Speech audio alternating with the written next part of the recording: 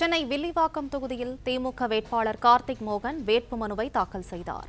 இதுகுறித்த விவரங்களை செய்தியாளர் பாண்டியராஜன் வழங்க கேட்கலாம். பாண்டியராஜன், வணக்கம். விவரங்களை சொல்லலாம்.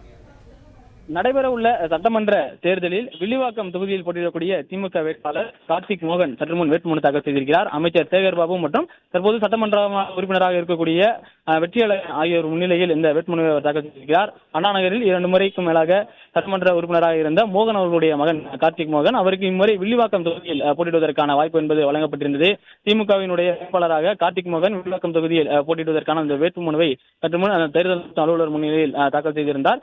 குறிப்பாக 5 நபர்கள் மட்டுமே வர வேண்டும் என்று சொல்லப்பட்டிருந்த நிலையில் அமைச்சர் சேகர்பாபு மற்றும் தற்போது சட்டமன்ற உறுப்பினராக இருக்கக்கூடிய வெற்றியாளர் உள்ளிட்ட நிர்வாகிகளுடனாகவே தற்போது இந்த வேட்புமனுவை தாக்கல் செய்திருக்கிறார் கார்த்திக் மோகன்.